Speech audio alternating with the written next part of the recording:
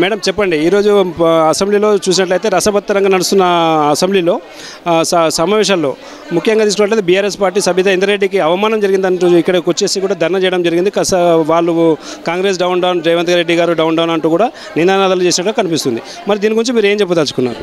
మా ముఖ్యమంత్రి గారు ఏమన్నారనండి, వెనకాలన్న అక్కలు అని అన్నారు. దాన్ని ఎట్లుందంటే అది మమ్మల్ని అన్నారని వాళ్ళు తీసుకొని మమ్మల్ని ఇది అన్నారని చెప్పి వాళ్ళు వేసి వాళ్ళకి క్లారిఫికేషన్ ఇవ్వాలని ఒక నిమిషం ఇచ్చారండి. ఒక నిమిషం ఇచ్చినప్పుడు పొలిటికల్ ఏదైతే బయట జరుగుతుందో పర్సనల్ లెవెల్ డిస్కషన్ అనేది అక్కడ తీసుకొని వచ్చినప్పుడు మా ముఖ్యమంత్రి గారు కూడా అన్నారు, నన్ను ఏదైతే మల్కాజ్గిరి టికెట్కి పోటీ చేయమని మీరే అడిగారో, మీరే నన్ను మోసం చేసి వేరే పార్టీకి పోయి మంత్రి పదవి తీసుకున్నారు అని ముఖ్యమంత్రి గారు కూడా అన్నారండి.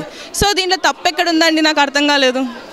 పేరు పెట్టి స్పష్టంగా మహిళల ఎమ్మెల్యేలను మీరు ఇంతవరకు ఇట్లా కించపరచడం సమంజసం కాదని చెప్పేసి ఇప్పుడు కేటీఆర్ కానీ ఇప్పుడు వీళ్ళు కానీ ఇక్కడ కాంగ్రెస్ ప్రభుత్వం ఎప్పుడైనా మహిళలకి పెద్దపీఠం వేసిందండి ముందు నుంచి కూడా. ఈసారి కాంగ్రెస్ ప్రభుత్వం మహిళలకి మేము 6 ఉన్నామండి. మహిళలని కించపరచాలంటే మేము 6 అసలు అసెంబ్లీలో మమ్మల్ని మాట్లాడనివ్వరు, అధికార పార్టీలో ఉన్నా కూడా. ఈరోజు ప్రాధాన్యత తెచ్చి మమ్మల్ని మాట్లాడమని ఎంకరేజ్ చేసేదే మా ముఖ్యమంత్రి గారు, మా పార్టీ వాళ్ళు అందరూ ఎంకరేజ్ చేస్తున్నప్పుడు ఎక్కడ కించపరిచారండి? మహిళలని ఎంకరేజ్ చేస్తూనే ఉన్నారు. అట్లా అని చెప్పి ఇప్పుడు దాన్ని ఓవరాల్గా తీసుకొని కించపరిచారు మహిళలను రెచ్చగొట్టడం తప్పిస్తే దీంట్లో ఏం లేదు. మేము కూడా మహిళలమండి. ఒక మహిళని ఏమన్నా అంటే మేము కూడా లేచి నించుంటాం. ఆ రోజు సీతక్క గారిని నాలెడ్జ్ లేదు అని చెప్పి అన్నారు, మరి దానికి కూడా మేము దాని ధర్నా కింద కూర్చొని మేము కూడా మస్తు చేయొచ్చండి.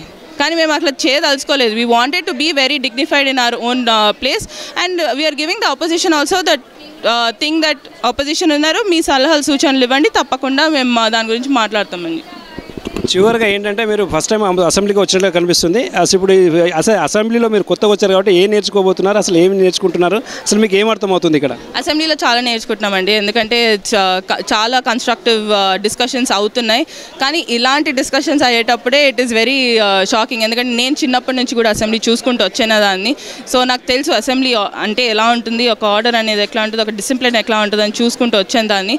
ఈరోజు ఆ అసెంబ్లీని ఇలా చూస్తాము, చప్పట్లతో చూస్తాము, అదేదో సినిమా హాల్లో కూర్చున్నట్టు చూస్తాము. ఇది అంటే that is something we never saw అండి. I never saw in my life.